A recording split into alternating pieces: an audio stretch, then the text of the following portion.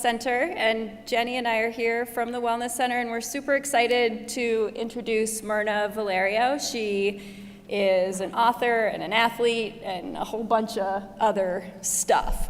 And I see her book here, which I read a number of years ago, and it was part of my inspiration to start running. So I am very excited to have Mirna here to talk with us today. So I'm going to turn it over to Mirna Valerio. Thank you. Thank you very much. So loud. Thank you, Kate. Thank you, Jenny, and thank you, Tim, who is not here. He had to go to the other campus. There's an echo. I feel like I'm in another dimension. Okay. But thank you all for hosting me today.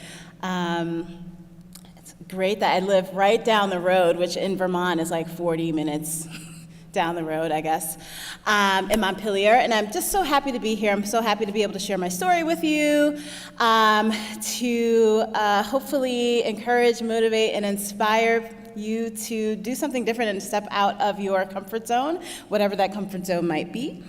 And so here I am. So my name is Mirna Valerio, and this is like part one of two things today. I'll be doing a body image workshop later on, but here's part one. Okay, so as Kate said, I am an ultramarathoner. I'm a runner. An ultramarathoner is a person who runs distances longer than 26.2 miles. I'm a cyclist. I'm a pretty new cyclist. I've been riding bikes seriously for about a year, and I'll tell you all about that. I'm a new skier, downhill. I also do cross-country skiing. I'm horrible at it, but I love it. I'm a mom. I have an 18-year-old boy. I'm an author, adventurer, former teacher, and cross-country coach, diversity, equity, and inclusion practitioner, plus-size fitness model. I didn't even know that was a thing until I started doing all of this, and I'm a public speaker. Okay, so I am from Brooklyn, New York. That's my beautiful hometown, right there, looking all clean and everything. That's not real. But I live in Montpelier, which it'll look like this in about 2 or 3 days. This is my son, Rashid. I make him do things, and he's not always happy about that. This is on a trip that we had to Utah, actually right before the pandemic lockdown and all that stuff started. And I had taken him out of school for a year to travel full time. We got about 6 months in and then COVID started. This is another one of our activities that we did. He's not very happy. I made him run up a mountain, a ski mountain actually, in Arizona, in Flagstaff, Arizona. And he chose to do the kids race. He was so mad at me. So here's me running. This is Arizona. Like, I get to travel a whole lot. I travel basically full time to do what I do, as an athlete, as a speaker, as a writer, and a motivational whatever it is that I do. A cyclist. This is down in southern Vermont. This is anybody ski here? Okay. All right. So you hardcore skiers, I know this is not a mountain that I'm on. Okay. I know. Right, don't at me. But I had to get some pictures and I had to find some snow, so I found some snow on a vast trail and took some pictures. Okay. All right. So what I wanted to do was to tell you my story and how I get to do the things that I do, because it figures very prominently into why I do the stuff that I do. So back in 2008, I was a teacher. I was a teacher for 18 years. I taught Spanish, I taught music, I'm a musician, I'm a classically trained opera singer, and I also play piano and trombone, but that's another story. I was teaching at a boarding school, and I was in grad school at the same time. My kid at the time was 5 years old, and he was sick a lot of the time. He was a very, very sickly child. You would never know that by looking at him today. But he was very sickly, always in a hospital with pneumonia or this or that. I was, and I'm still am married, to a husband that had a very crazy schedule. And when you're working at a boarding school, it's very, very intense. It's like 24/7 job, right?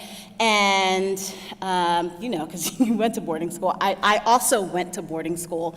And your teachers are always on duty. They take you to Walmart and Target. I know we don't do that in Vermont. We go to like Trader Joe's. Right?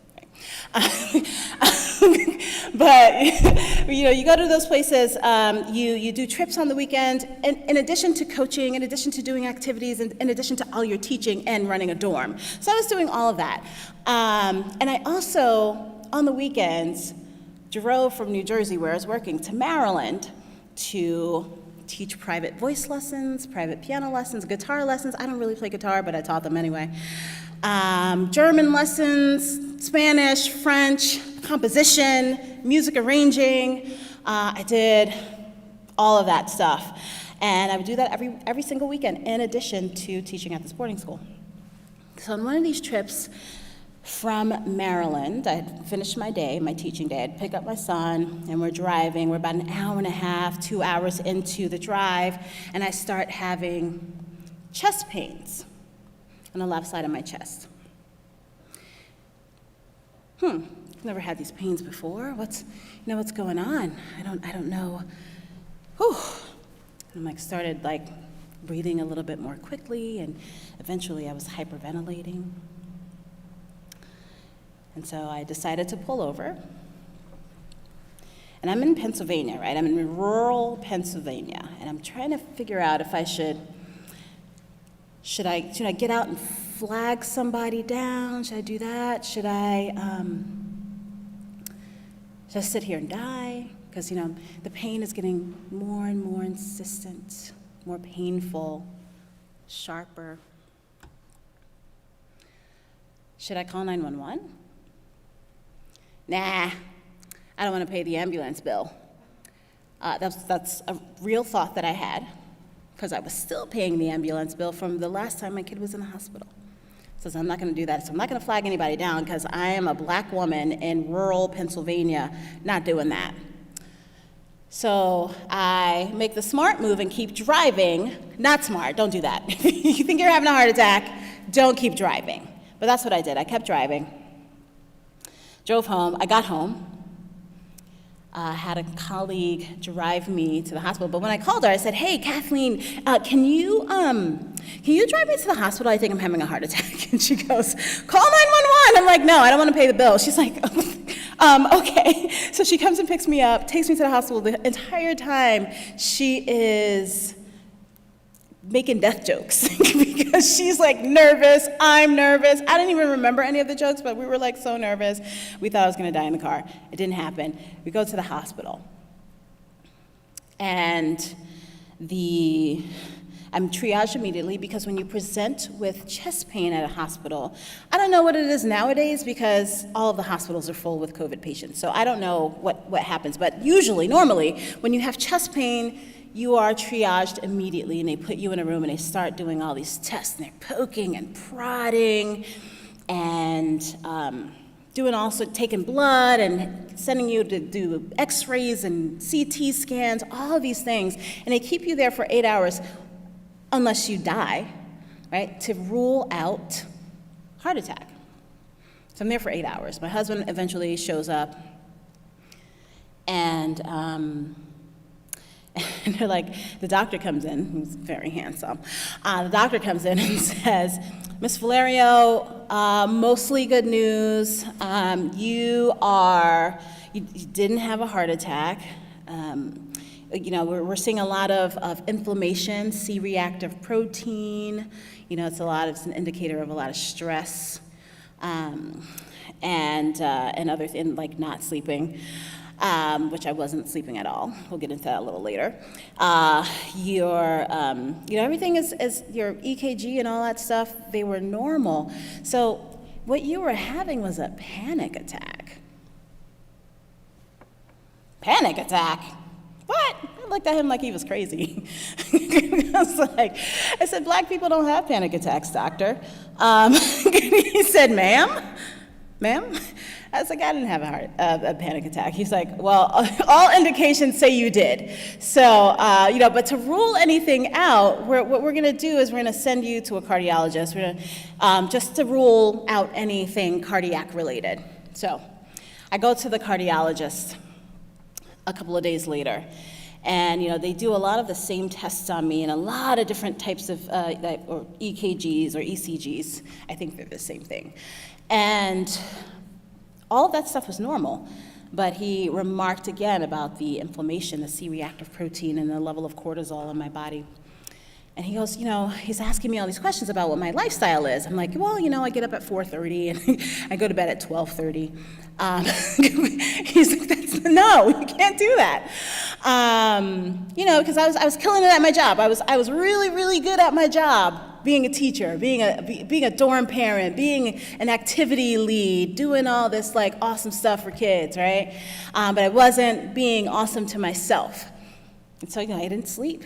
And, because of that, I wasn't eating what I should have been eating for my own body. And I wasn't moving intentionally the way I was used to. And so so the doctor asked me a question. He goes, how old is your son? He was 5 back then, so I said, 5? And why is he asking about my son? And he goes, do you want to live to see him grow up? And I was like, you gotta say it like that? I mean, he did, clearly, because cardiologists, they tell you the truth. They don't sugarcoat it. They don't say, well, you could do this or you could do that. They say, do you want to live or do you want to die? I didn't answer him because I thought the answer was obvious. But that was one of the most cathartic moments in my life, right? Of course I wanted to live to see my kid grow up. That's dumb. I didn't want to die. I mean, things were going really well for me. I mean, except the physical stuff. Everything was going really well. And so the next day, I said, thank you, doctor. The next day, I get back on my treadmill. And it was a treadmill that I had bought 3 months ahead, 3 months before this whole thing happened. Because I think in the back of my head, I knew that I needed to do something, right? My body was just, and my mind and my spirit, they were all just falling out of line, and I wasn't feeling good. I had really bad dental health. I had this skin rash that wouldn't go away. I had this 2-year-long sinus infection that just wouldn't go away. Do you know how gross that is? It's disgusting, right? My hair was falling out. And there were a host of other physical issues that were happening. But I get back on this treadmill, and I had been a runner in high school. I played field hockey. Anybody play field hockey here? It's one of the best sports ever. Actually, lacrosse is the best sport. I know I'm a runner and everything, but lacrosse, I love it. So I get back on the treadmill. It's very painful, physically. It took me 17 minutes and 45 seconds to run a mile, which for me was very slow. Right? And I didn't even run it. I started running, I got out of breath, and then I walked, and then I tried to run again for 10 seconds, and it didn't work, and so I had to walk again, and it took me 17 minutes and 45 seconds. And that was really, really emotionally painful for me, that I had let myself get to a point where I couldn't run a mile, because that has always been my litmus test to see if I'm fit or not. And so I was like, you know what? Oh, wow, I can't look back because I can't change anything in the past, right? I can only look forward. So here's where I'm starting, and hopefully there's where I'm going. So I did a mile the next day. Didn't change much in terms of time. And the next day, I took a break over the weekend, and then I came back on Monday, did a mile. And eventually, and I knew it was going to take a really long time for me to get back to a point where it felt okay to run a mile. I knew it was going to take a couple of weeks, and I took a couple of weeks. And I started sleeping better. I changed and I did something different every day. Like, and I would change my schedule. So when I got up at 4:30 in the morning, I wasn't working. I was working out. Right? I was doing exercise. I didn't like pull out my lesson plans and get all my YouTube videos together for my, for my classes. And I exercised. I had time to myself. And then my days would be filled with energy. Right? I slept better. I would make myself go to bed at 11 when I wasn't on duty, or 10 when I wasn't on duty, getting more sleep. And so after a couple of weeks, I'm like, I need a goal. Is anybody a runner here? A runner? You do 5Ks? Yeah! So I decided that I needed a goal. So I was going to train for a 5K, and I had done lots of 5Ks before. So I trained for this 5K, I go do the 5K, local run, I get a horrible time, which I think is horrible, right? I was like, well, clearly I have to do this again because this is how runners think. If I don't meet my goal, I have to do it again, right? And so I started doing 5Ks. Sometimes I did 4 5Ks a week in the summertime. I was a teacher, so I had summers off. Well, you don't really have summers off, but that's what it looks like. And that turned into 10Ks. I started, my faculty friends, my colleagues and everything said, hey, can we go run with you? Can we do this 5K with you? Can we go to the gym with you? I also started going to the gym. I did Pilates, I did yoga. I did this thing like Beachbody, right? Beachbody is trying to rebrand itself as a non-diet culture, a non-weight loss thing, but it still is. But some of the videos are very useful. So there's this guy named Sean T. I was doing hip hop abs, and like going like this. I was doing all that. I was doing this other thing, like it's called yoga booty ballet, and you're like doing like, if you've ever done bar class, it's very similar, but there was like a little attitude to it, yoga booty ballet. I did a host of other things, and then I would go drink wine with my friend for an hour, then we would go back to working out. And it was just like amazing thing to bring other people into my fitness world. Everybody had their own goals, but we all did it together, and it was awesome.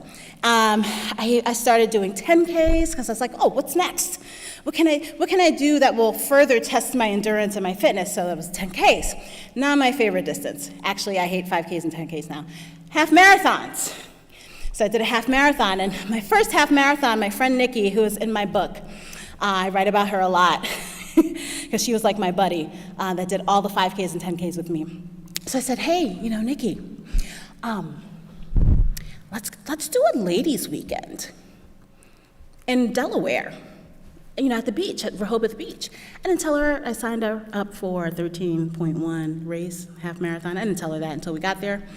I was like, yeah, I'll take care of the hotel, all the food and everything. We're just gonna have a ladies' weekend. She says I bamboozled her, which I did. She was a good sport about it because she had been training with me for all of these races that I did. And so we did that. I got hooked on long distance running. I got absolutely hooked because it allowed me to be outside. That's it is my favorite thing in the world, being outside. It allowed me many hours with myself in my own head, moving my body, feeling the sweat on my face, right? In the moment, that doesn't necessarily feel good, but afterwards you're like, damn, I feel good, right? I might be sore, I might not be able to walk the next day, but I feel good. That's what that runner's high is all about. And so another colleague of mine says, hey, Mirna, you've been doing all these half marathons. I think you're ready for a marathon. I was like, that is an awful idea. Absolutely not. She said, look, why don't we sign up for the Marine Corps Marathon? And I'm like, no, why would I do that?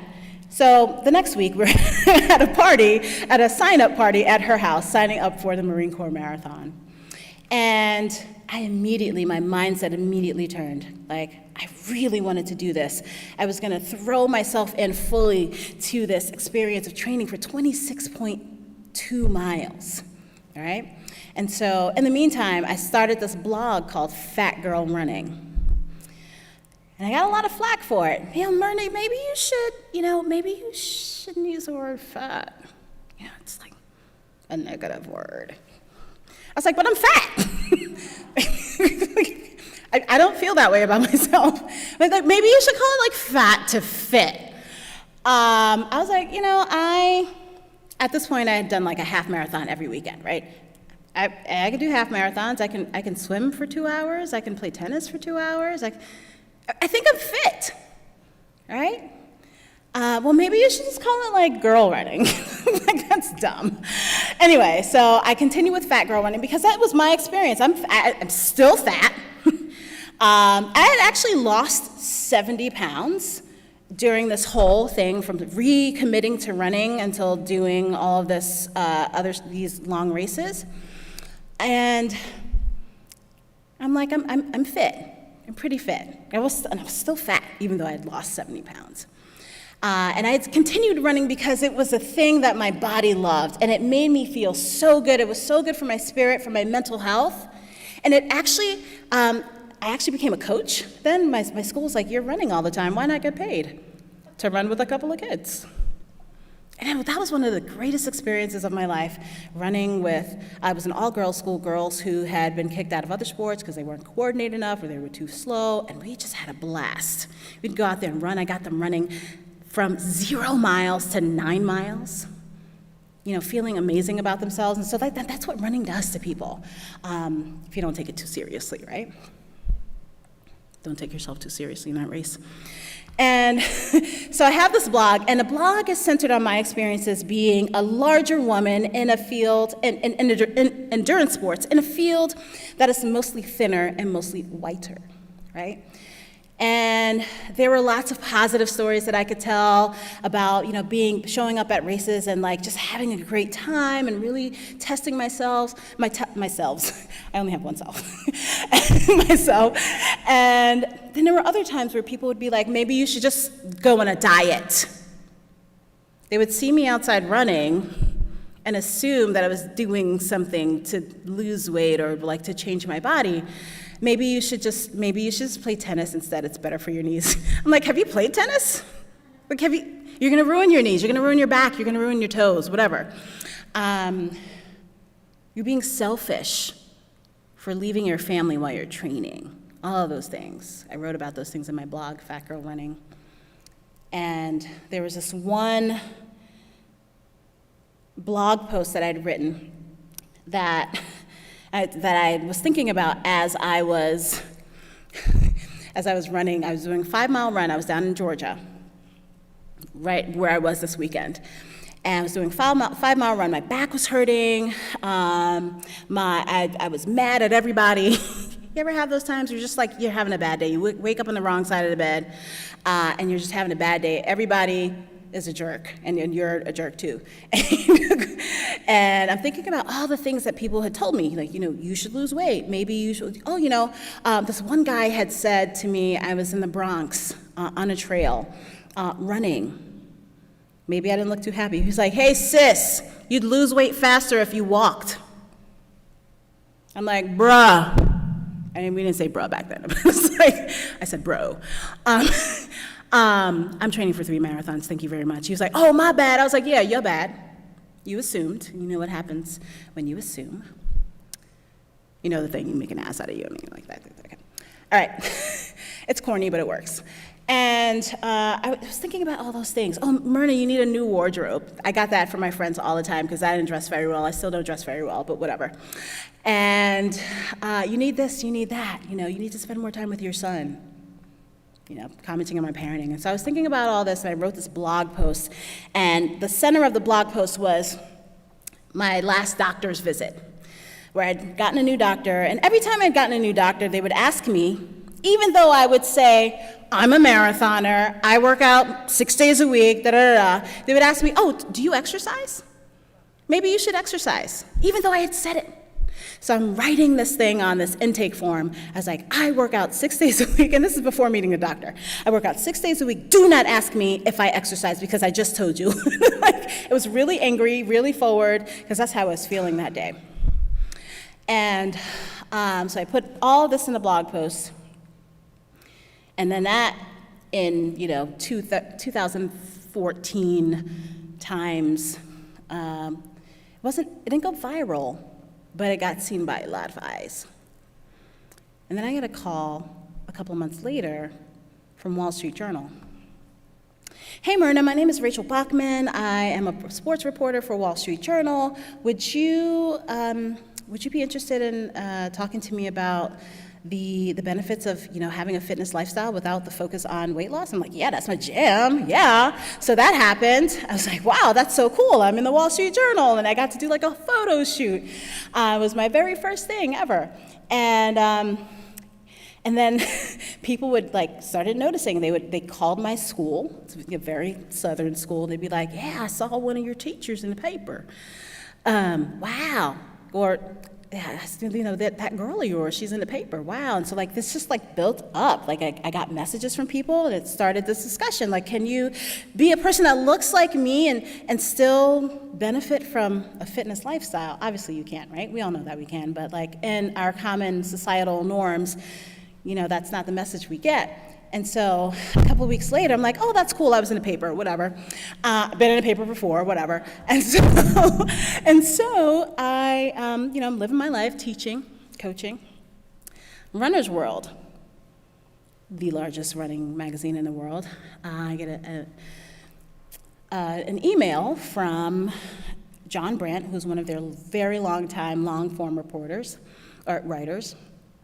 Hi, Mirna, this is John Brandt. And I knew his name because I had a subscription to Runner's World. Hey, I was wondering if you would be amenable, some people say amenable, you can use both pronunciations, if you would be amenable to us featuring you. I was like, me? Like, me? You know I'm fat, right? I don't see fat people in your magazine. He's like, yeah, we know you're fat. That's why we want to write about you. I was like, but it's not a weight loss story, so I don't want to engage in that. Yeah, sure, I lost weight, but that wasn't the reason I restarted running. He's like, that's what we want to write about. And so I didn't believe that this was going to happen until he showed up at my doorstep in Georgia and stayed with me for 3 days, ran with me, interviewed my students, sat in my classes, saw me teach music, saw me teach Spanish, saw me do diversity work, interviewed my son, and some other people that I found out later on that he called and I didn't know about. I was like, these reporters are sneaky. And then that turned into a 12-page feature in Runner's World, and this picture is one of them. 2 of the pages are full-page photos of me. And, in my fatness and my blackness, running on a trail in Georgia. And I was really, really cool and really excited, and that just blew my world apart. And then a couple weeks later, I get a call from, on a restricted line, I don't even know how they got my number, but news people, they got their ways, from a producer, Claire Duffy at NBC Nightly News. Hey, can we interview you? Would you be interested in that? And apparently a lot of people say no to news. They don't want their stories out there. I was like, yeah, I'm a ham. I'm a performing artist. Yes, I'd like to be on the news. And so this happened. It starts another discussion about whether you can be fat and fit. Is it possible to be fat and fit? And they shadowed me for a couple of weeks. They came to school. They came to my race that I did that actually didn't finish because I was like, I'm tired. You can film me for 1 loop and then I'm going home. And they filmed me singing. I told you I sing opera, and that was really cool. That was on TV. Blew up my world again, and then I get a book deal out of this. Hey, Mirna, we love your blog. Everybody reading my blog now? We love your blog. Have you considered writing a book? And I actually had been in grad school for writing, right? And I was going to write a memoir, but not on running. Why would I write a memoir on running? But it ended up being a memoir about running, and it was an Amazon bestseller for a long time. And thank you. And people, I get a check every single month, a royalty check every single month, which is amazing. I never imagined that I'd be a writer and have a book that people buy and that people read. It's really cool. I'm working on my 2nd book right now. I was on Who Wants to Be a Millionaire? I only won $10 million. Not $10 million, $10,000. $10,000. But that was more than I had. right? And this was not the question that tripped me up. It was something about Daniel Day-Lewis, who I didn't know who that was. I knew he played Lincoln, but that's all I knew. And I'm mad at him eternally for that, even though it wasn't his fault. All right, but that was fun. I got to do that. And then in 2017, REI, and this is a film that I'm going to show later on during the body image portion. I was training for a big race, a 6-day stage race called the Trans Rockies. It's 6 days, 120 miles, 20,000 feet of vertical gain in the mountains out in the Rockies, right? I'm training for this race. I'm doing a lot of 50Ks so that I can get the endurance training and the mountain training. So I'm on one of these 50Ks. REI had hired this filmmaker to shadow me and to make a film about a black lady in the woods, because it's, that's still a story. A black lady who likes to be in the woods, right? A lot of people still look at me crazy because I live in Vermont. But that was what the film was supposed to be about. And so I'm doing this race. It's rainy, it's cold. It was like sleeting at one point. I'm with my friends, and then it's a loop course. So there's 10 loops of 3.1 miles, 5K loops. And on my last loop, my friends had actually quit. They were like, we don't want to do this race anymore, but we'll do the last loop with you. So they came out to do the last loop. And we're all together, and I'm so happy. I'm about to finish this race. I have about 1.5 miles to go, or 2.5 miles to go. And so I take out my phone to take a selfie, because I want to commemorate the experience. That's what I do. It's part of my brand. If you look at my Instagram, it's mostly selfies, right? Because I want to take people along with me, people who don't have access to the things that I do, people who don't have access to the experiences that I get to have, right? I always want to share that with people. So I take out my phone, and I see that there's an email notification with the subject line, running. And I'm like, oh, this is weird. Like, maybe it's one of my fans. Because at that point, I had been building a cadre of very dedicated fans on social media. Maybe it's one of my fans that somehow got my work email. Maybe it's one of my cross-country parents. Maybe it's one of my students that has a question. I don't know. So I open up the mail. And this was the very first line of this email. And remember, I'm at a race. I'm trying to finish. And this is the first line: you are a liar and a fraud. F you. There's a lot of profanity in this. This guy accused me of being a liar and a fraud, and not doing the things that I say that I do, and like, I've seen your fake running videos. Like, who has time to make fake running videos and get dressed up in running gear and then go out to different trails to make fake running videos? I've seen your fake videos. Now you're trying to convince people that you're a real runner. You're too fat and overweight to be a runner. I can walk faster than you can run. All this stuff while I'm doing a 50K. And I was like, oh my goodness, I'm stunned, I'm traumatized. And I show my friends, I'm like, guys, look. They're like, put that away. Put that away. You're doing a thing that he's accusing you of not doing. You're doing that right now. Put that phone away. And I was like, not before I put this on Instagram.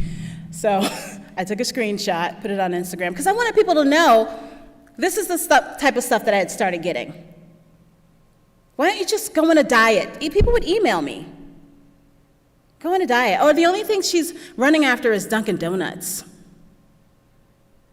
They would say things like that on, not just on Facebook, but like in commentary after the Wall Street Journal article or the Runner's World article, or in response to the NBC Nightly News thing, or anything else that I had started doing.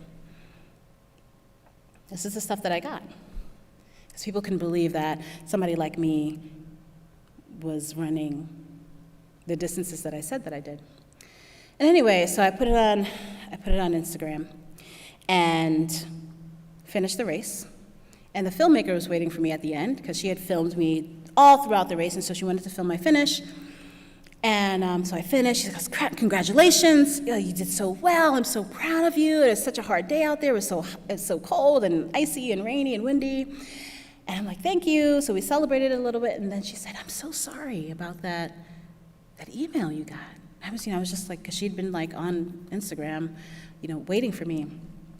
She said, if you want to talk about it, when we do our interview next week, let me know. I was like, no, I don't want to talk about that. That sucked.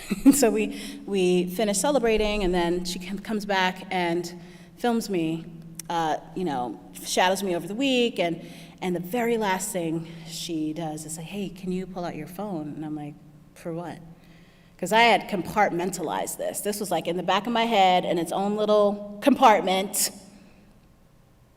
And then I began to get re-traumatized by this. And so this ended up being what the film was about. It wasn't just about a black lady in the woods. It was about this thing and the awful insults that I would get because I'm a black lady in a fat body and I like to run, right? Oh, very problematic things, right? And then it went viral. It came out on YouTube first, and my mom and sister were watching it. They're like, yeah, we got 100,000. They're from New York. We got 200,000. We got 300,000. I'm like, who is we, first of all? But they were so excited and proud. And then when it got onto Facebook, it very quickly went up to 6 million views. And whoa! And my life had already exploded several times. I'd had so many cathartic moments, but this is one of those other moments that were life-changing. I got to do things with JCPenney. I don't even know if they're still a thing, but they paid me a lot of money. and I'm still teaching at this point. I'm still teaching. It's 2017. I'm starting to think maybe I should try these other things. The speaking thing. I had a lot of sponsors at this point. Merrill, this company named Skirt Sports, and some other companies, Hydro Flask. Right? Hydro Flask, still a sponsor. Merrill, still a sponsor. Sorry, not wearing Merrills right now. But there were two things that catapulted me into changing my mind. A kid comes into my classroom during a free period. He goes, Miss, and I didn't know this kid. I knew who he was, but I didn't know him. His name is Chris Davis, 10th grader. Miss Valerio, hey. I'm like, hey, what's up? He's like, can I talk to you? I'm like, oh God, what about? Because I would say anything, I didn't care to people and always get in trouble. And he's like, I'm like, yeah, what's up, man? He goes, Miss Valerio, I love you, and I think you're great, and I love that you're here at the school. I'm like, where is this going? I don't think you belong here, though. I'm like, come again?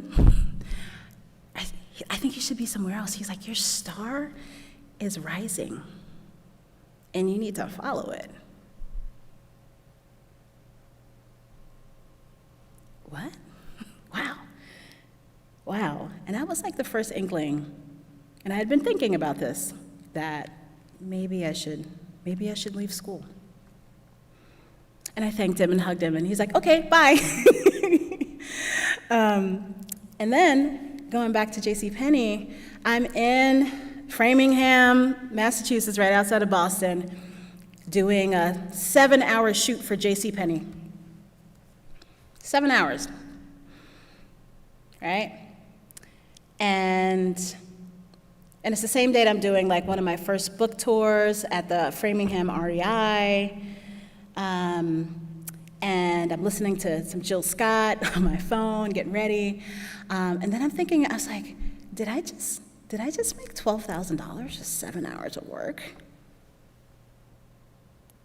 I need to be doing something different. and that was a quarter of my teaching salary that I made in 7 hours. And so those were the two things that kind of pushed me over the edge. And there were other things, and I immediately called my head of school and I made an appointment. He's like, I already know what it's about.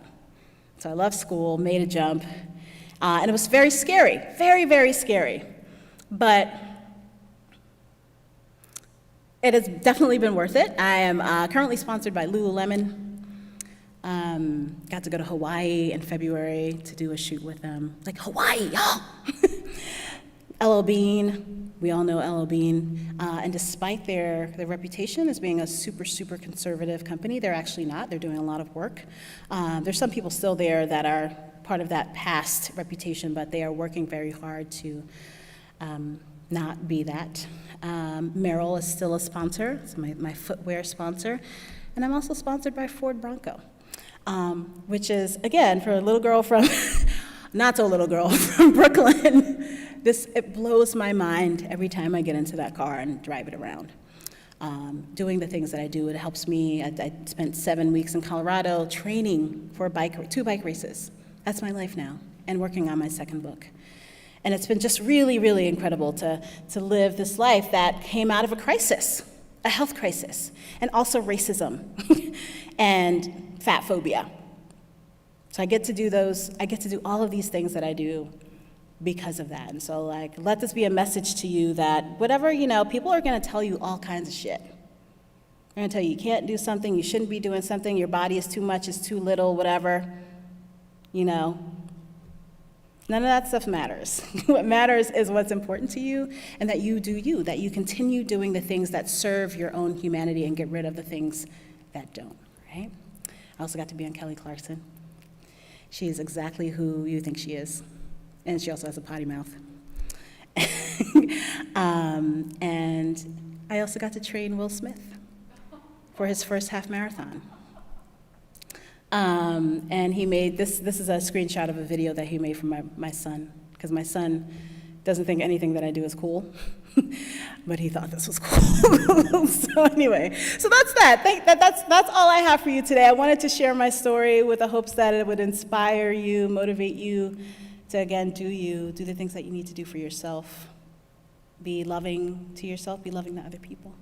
Because it's not what we're seeing in the world right now, but you have a perfect opportunity to do it here. So thank you. Yeah. Thank you. Thank you.